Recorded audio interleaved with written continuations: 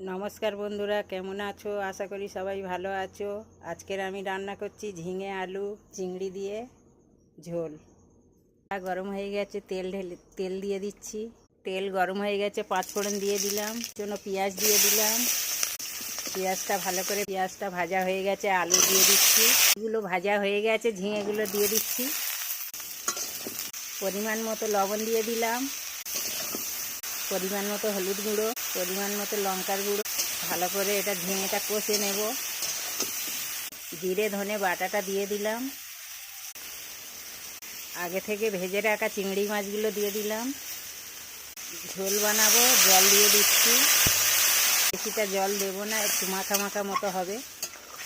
10 minute ঢেকে রাখবো। আমার ঝিঙে চিংড়ি মাছের ঝোল হয়ে গেছে।